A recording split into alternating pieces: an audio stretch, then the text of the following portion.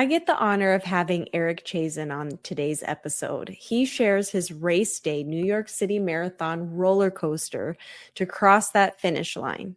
He will also take us mile by mile from cramping to rocking out to his powerful playlist. So let's dive in. Hello, and welcome to the Nourished Life podcast. I'm your host, Ange. This is your go-to spot for all things wellness, mind, body, and soul. We're talking feel-good routines, honest conversations, and guests who will inspire you to live fully and feel your best. And get ready to hear some saucy secrets at the end of each episode. It's time to get nourished. Let's dive in. Hey, Erik. Hey, Ange. So I have a guest on. Obviously, you mentioned Erik.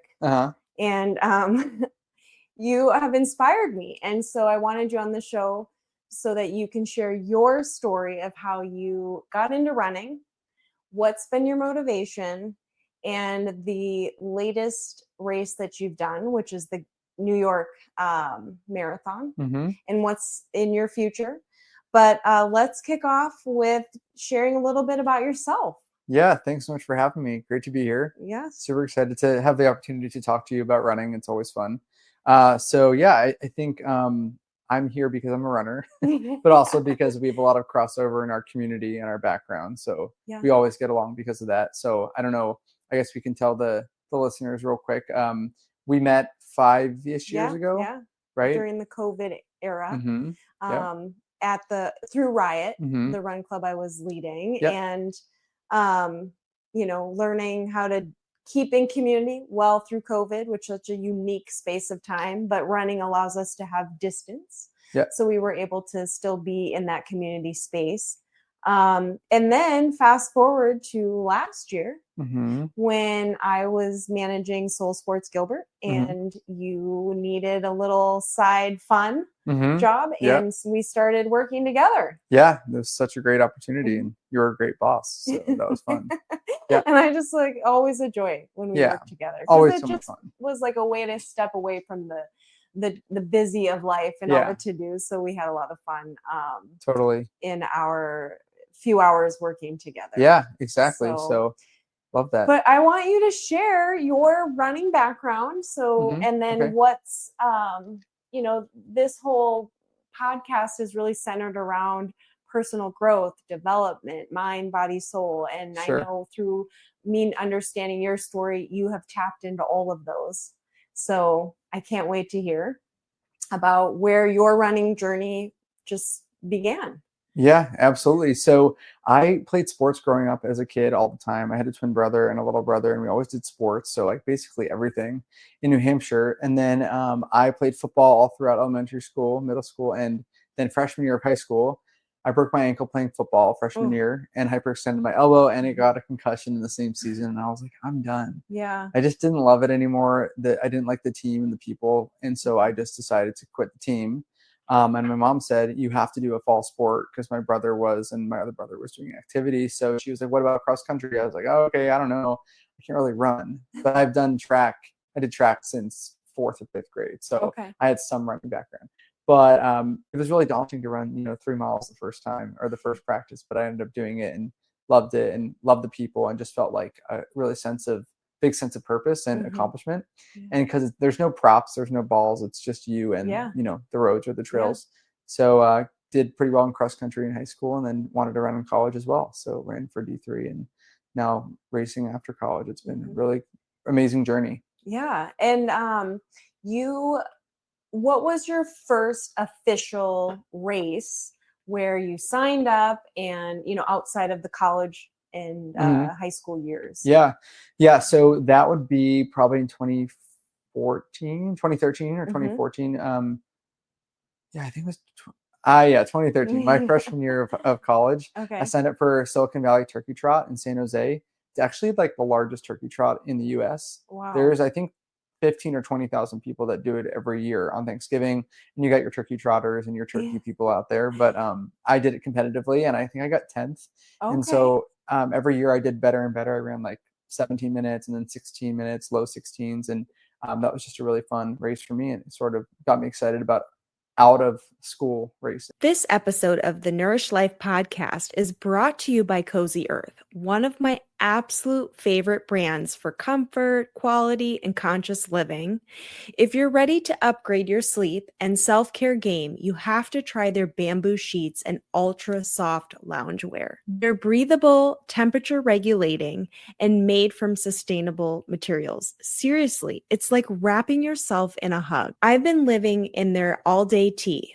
Perfect for slow mornings, cozy evenings, or just feeling good throughout the day. And here's the best part. You can get 40% off with the code LIFE when you check out. That's right, 40% off of your new favorite cozy essentials. So treat yourself, you deserve it. Head to cozyearth.com and use the code LIFE at checkout. Now back to getting nourished. Okay. So she made the Olympics for the 10K and then the marathon twice. Oh. So in Beijing, she got, I think, bronze or silver medal in the 10K for women, which is so hard to do as an American runner to even medal at an Olympics. So she did that, and then she ran Rio and London, and she got, I think, 8th in Rio or 6th in Rio, and then maybe 8th or 10th in London, which is placing top 10 is incredible accomplishment for the Olympics. So that's who she is. Okay. So I'm going to put in perspective to listeners who are not avid runners or familiar with this space. So me running a half marathon, my best time was 2:12. Right. And half marathon is 13.1 miles.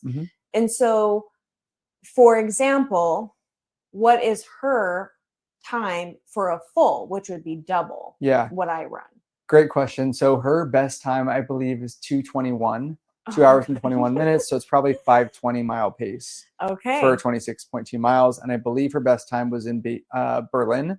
And her second best time was Boston. I think she ran a 2:21 or 2:22 in Boston, which is just unbelievable. Yeah.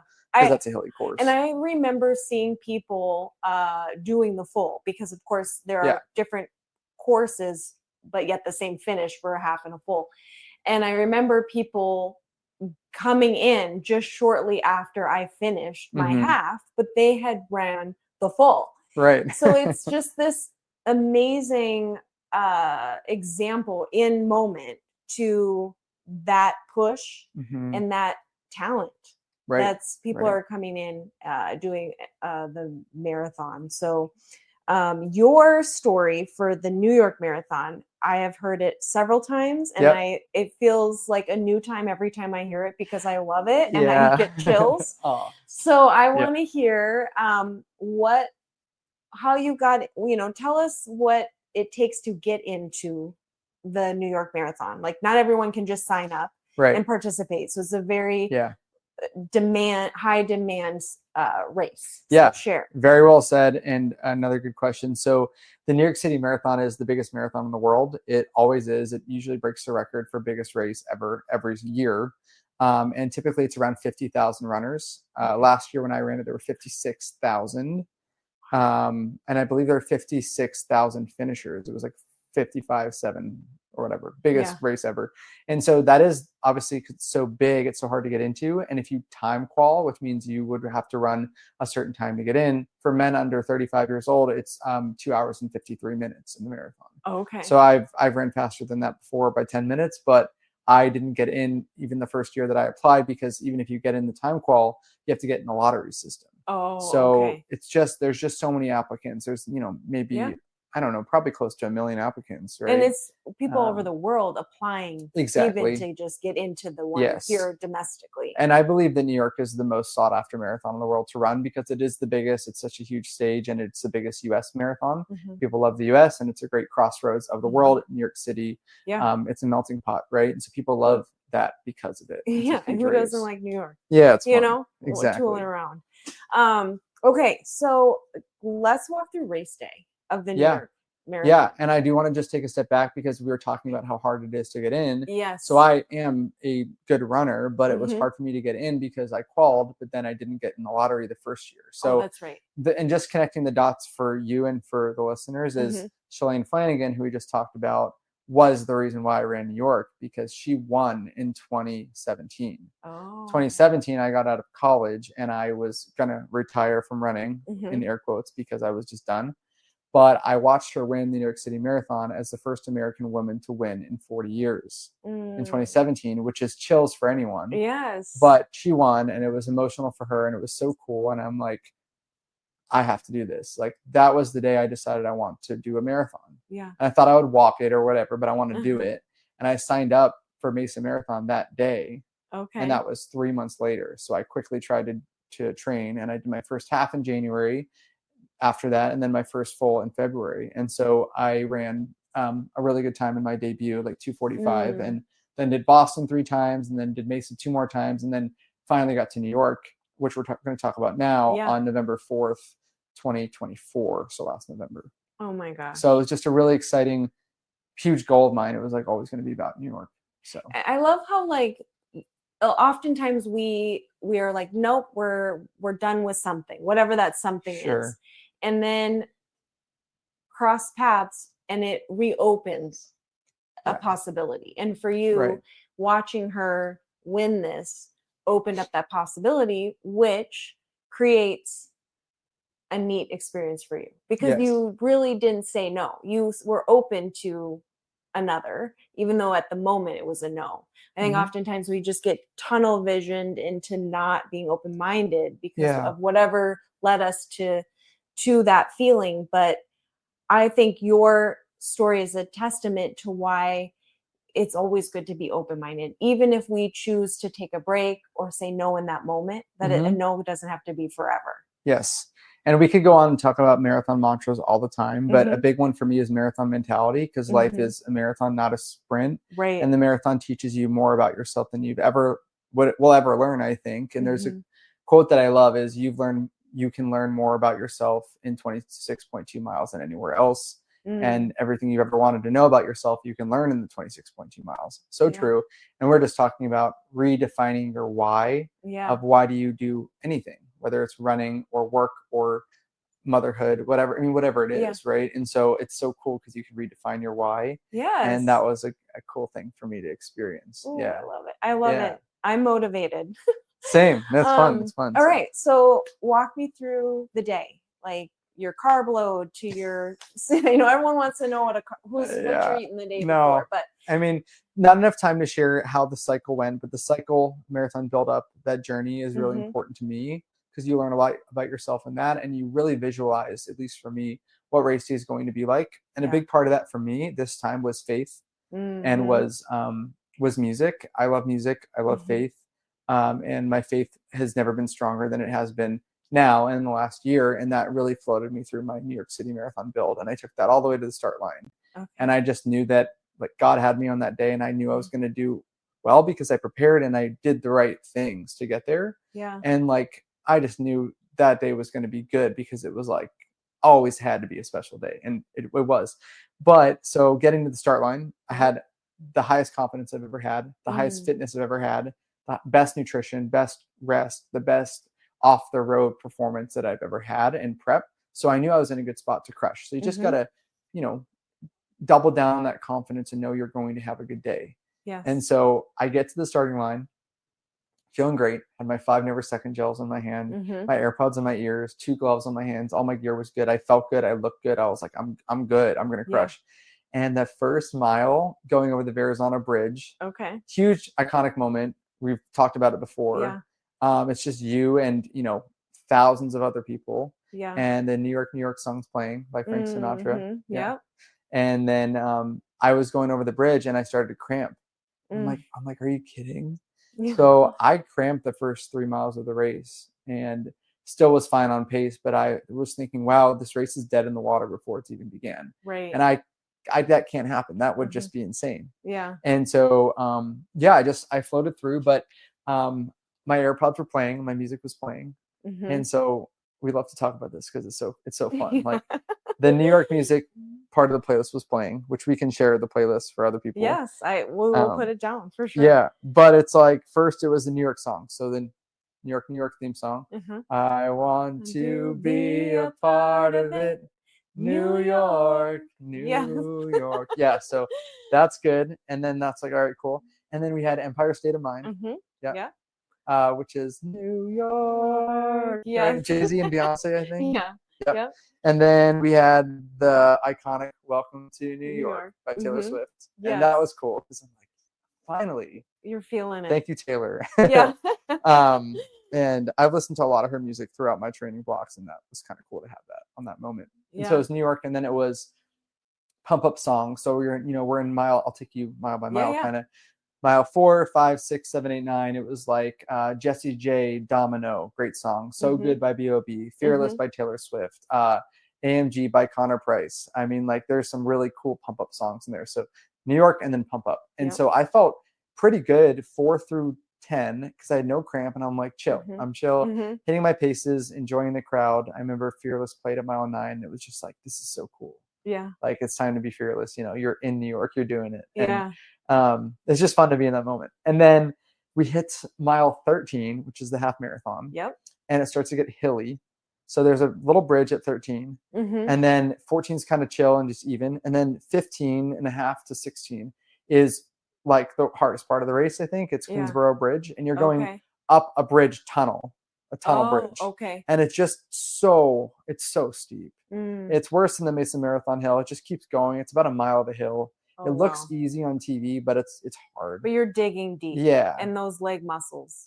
Yeah, and you're like, this is a tough part of the race for that to happen. So Yeah. but that wrecked me. That really hurt my quads. My legs were Mm. feeling pretty dead after that because you're up and then you go down. And Okay. it's the beat up of your legs downhill. And then you get into Manhattan when you take that left and you're just going to Manhattan straight forever. Yeah. And that I just felt really bad at that point. And I was like, I need some strength. I need something. Yeah. And So is that not only is your physical evidently wearing on you, sure, how's your headspace? it's in that moment it was bad. I've bonked at mile 16 through 24. I've never bonked after that because I've already been dead by that point. Right. But I've never bonked before 16. But I was like, wait, I might bonk. This is gonna be bad.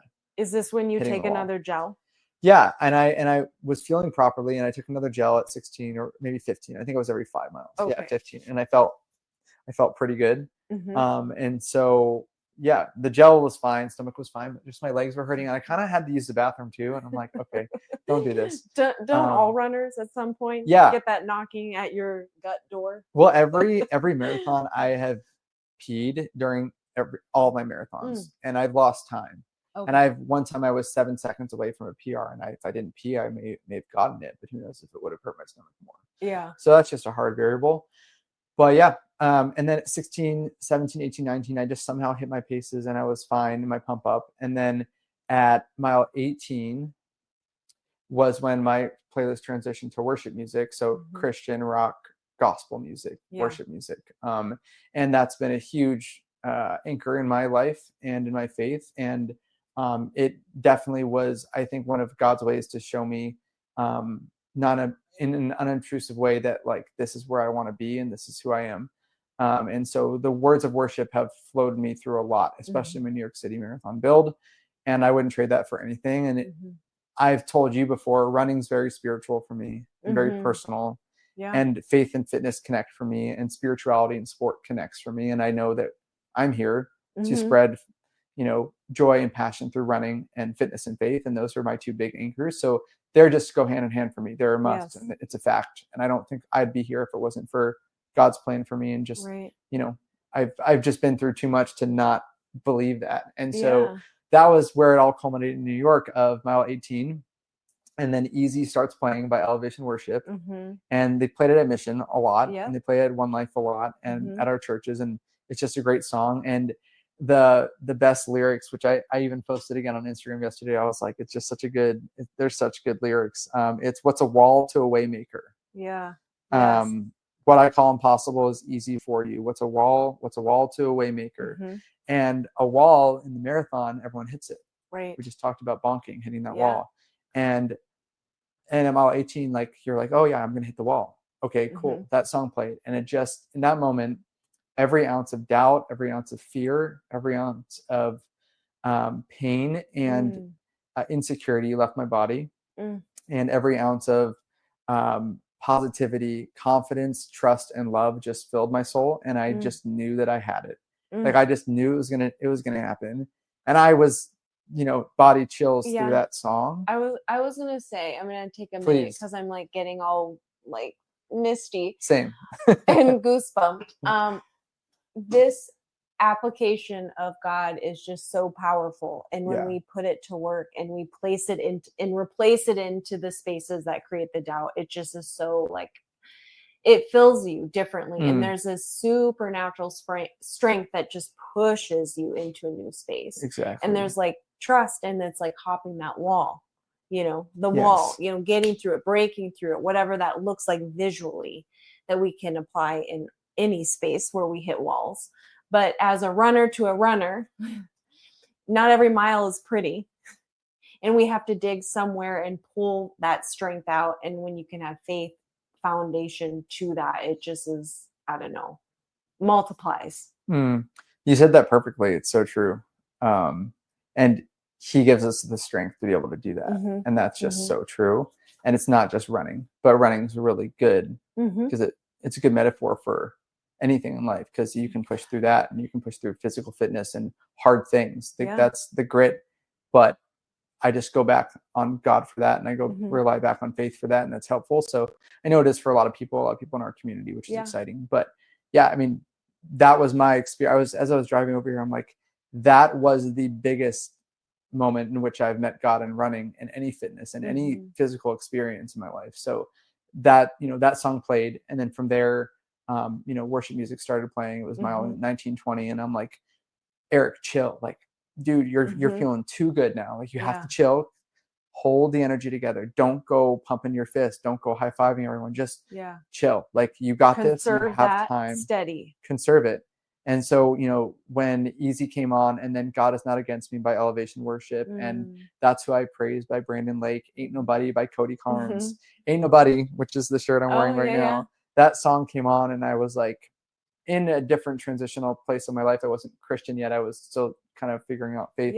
But in that moment, I'm like, this song is about Jesus, and I know that I'm Christian. Like, that was a big personal moment for me. And that was really cool. And I just had that strength to play off of. But I'm just telling you this because this personal experience was so cool for me, and I needed it to happen. And it culminated in New York. And for it to happen on those roads was so beautiful for me. And to just be able to have that experience and be able to push through 21, 22, 23. And there's a huge hill at 23 on 5th Ave up the climb into Central Park. That was nothing for me. That was easy. That was passing everyone. That was flying. And, I just flew those last 4, 5, 6 miles. And then I went all the way through Central Park. And Take You at Your Word by Benjamin William Hastings and Cody Carnes are playing. Great Is by Elevation Worship is playing. And I'm like, this is why I'm here, and so I just flew through that 25 and 26. And then my AirPods died at 26. So I had like a half a mile to just enjoy and take in the finish. And my fastest mile was mile 26, 5:58. The best mile of any marathon I've ever ran was the last one of the hardest race maybe in the world. Which all started mile 1 at a cramp. Yeah, exactly. And that's the power of the Lord, in my opinion, but it's also my commitment and my focus and my dream and my vision. I made that into reality, but I got some help too, and it was just so cool. So that was my New York City Marathon experience, and I ran a 2:43:13 PR, and it was the best day of my life on the roads. Oh my gosh, Erik! I've like I said, I've listened to this story a few times, and I got to hold the medal when you came into the store. Awesome. And it's just such a cool journey for you, and to be able to share all of the moving parts that got you to that day and what you chose within yourself to dig deep. And I think that's we all have a choice to dig deep in tough moments. And the fruit that comes from that is even better, Absolutely. What's in store for you now? What's on the horizon? Yeah. Well, looking ahead, and we have talked about this before, typically after a marathon, you feel kind of like a downfall of emotions and things. And that didn't happen after New York, which is cool. There was no post-marathon depression or anything. It was just excitement and just celebration, which was cool. And I didn't really know what I wanted to do for a while. I haven't raced hard since then. I've ran a couple half marathons and I've done well, but I haven't really cared. And I needed that time off for my body to reset have and fun chill and get back to like your passion, which is just running. So now I'm in a building phase again, and I'll be running the Gilbert Half Marathon in November 22nd. And I've gotten third and second there. So I'm hoping to podium and do well there. So that'll be exciting.